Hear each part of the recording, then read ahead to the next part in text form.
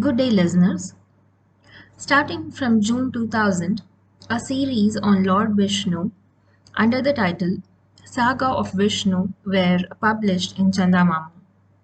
Today, I am going to read the first chapter from these chronicles. Let's begin. Saga of Vishnu, Chapter 1. Grace comes to the devotee's rescue. Many are the deeds of Lord Vishnu, the divine being who sustains the creation. Says the Puranic legend, in the ocean of milk there rises a great mountain. It is known as Trikut because it has three peaks of iron, silver, and gold. Amidst the peaks were a valley teeming with trees and a lake. In the forest lived a horde of elephants. Their leader Gajendra was a mighty and charming elephant. One day Gajendra descended into the lake to quench his thirst. After drinking the cool water to his heart's fill, he began playing in the water. Some members of his horde joined him. They frolicked and trumpeted joyously for long. But suddenly, a huge crocodile, coming stealthily near Gajendra, caught hold of one of his legs by his powerful jaws. Gajendra ordered the other elephants to get out of the water because he feared they could be attacked by other crocodiles. Gajendra tried his best to scare the crocodile away by piercing its scaly body with his tusks, but the crafty crocodile continued to change its position swiftly, thereby avoiding the elephant's attack. Sometimes the elephant hit the crocodile with its trunk, but the crocodile with its powerful tail warded off the attack. Once in a while, when the elephant succeeded in placing one of his feet on the crocodile's back and pressing it, the crocodile sank into the mud and slipped away. Feeling relieved, the elephant would head for the land, but the next moment the crocodile caught hold of his leg again. As there was no sight of their fight coming to an end, those elephants who stood on the bank dispersed, shedding tears over their leader's plight. Days rolled by and 1,000 years passed with no sign of the fight coming to an end. Since the lake was the natural abode of the crocodile and the elephant was a creature of the land, it proved to be an unequal fight. By and by the elephant lost its strength. The crocodile was deriving more and more vitality by drinking the blood oozing from the elephant's leg. After a long time, Gajendra realized that to get rid of his adversary was a vain hope. He had no longer any strength even to stand erect. He could collapse any moment. Alas, he felt that his end was not far. He lamented his fate and cursed himself for having arrived in the lake after quenching his thirst. Suddenly, it struck him that there must be some power somewhere to come to the rescue of the helpless. His inner spirit now cried for help from that power. He remembered Vishnu, the divine protector of all. He ardently prayed to him for help. His pride on account of his own strength and position had vanished.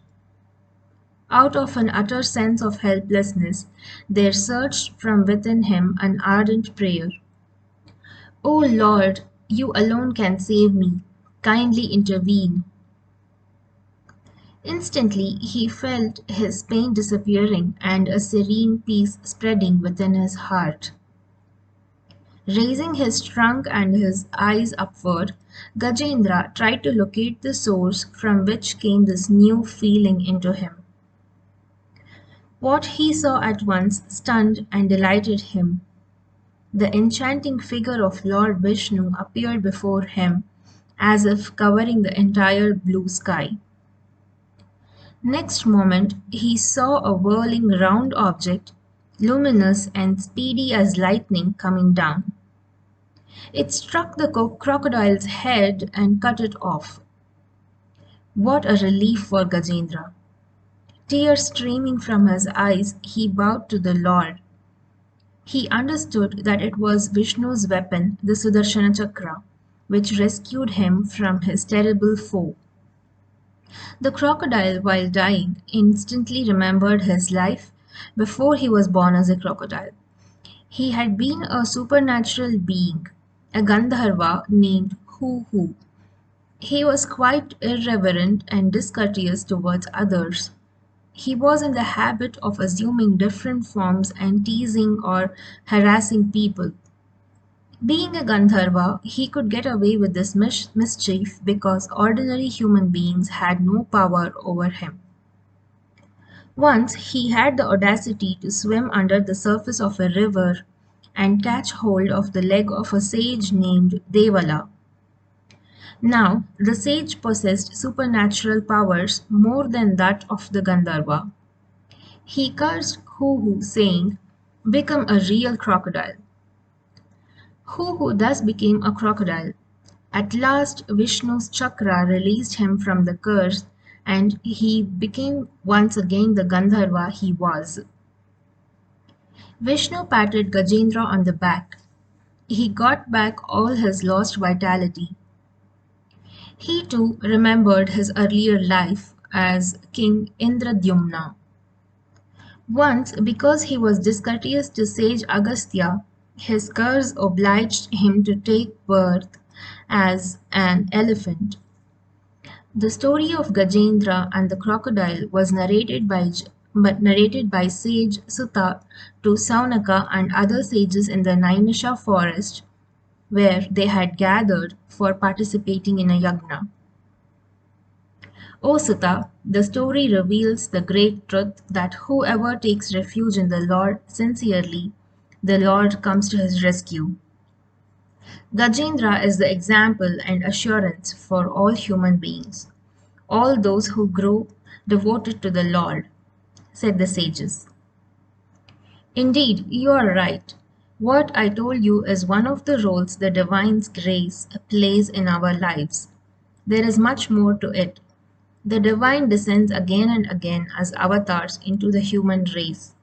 He does so in order to develop the play of consciousness upon the earth, said Sutta. O noble sage, wouldn't you kindly tell us more about Lord Vishnu? The sages asked imploringly. The great Rishi Vyasa had narrated many of Sri Vishnu's deeds in the Bhagavatam. His son Shukadev learned the sacred saga and recited it before King Parikshit, said Sutta, and on the repeated appeals made by the sages, narrated several incidents from the Bhagavatam for their satisfaction. Amidst the ocean of milk, on the great serpent Sheshanag reclines Sri Vishnu, shining a brilliant blue. The thousand hoods of the mighty serpent serves like a roof over him. From the navel of Vishnu coils up a wondrous stem culminating in a lotus. One of this lotus emerges Brahma, who creates the universe. The eternal time passes, divided into yugas, 4 in number. They are Krita or Satya Yuga, Treta Yuga, Dwapara Yuga, and Kali Yuga. The 4 yugas make a Mahayuga. 1,000 Mahayugas amount to a Kalpa, which is 1 day for Brahma. As one Kalpa draws to a close, Brahma falls asleep. That is known as Kalpanta, the end of a Kalpa. The universe is plunged into dense darkness after everything is consumed by a strange fire, the Sankarshana Agni emanating from Vishnu. A terrible cyclone marks the atmosphere. The tumultuous ocean touches the sky and nothing is visible but the turbulent water. The deluge continues for the duration of Brahma's sleep through the night. Once, when the end of a kalpa was approaching, Satyavrata, a great devotee of Vishnu, found a golden fish in his palms as he rose after a dip in the river. His palms folded in the way of paying obeisance to Vishnu. O noble soul, I am afraid of the bigger fish who could swallow me any moment. I seek your protection, said the little fish. Satyavrata placed the fish in his kamandalu and carried it to his hermitage. But the fish had grown so big by the next day that he had to shift it to a pond. But the pond proved too small a home for it in the next few days, and it had to be transferred to a lake.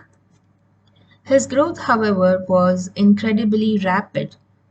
It had to be guided into the sea. O noble soul, is the sea safe for me?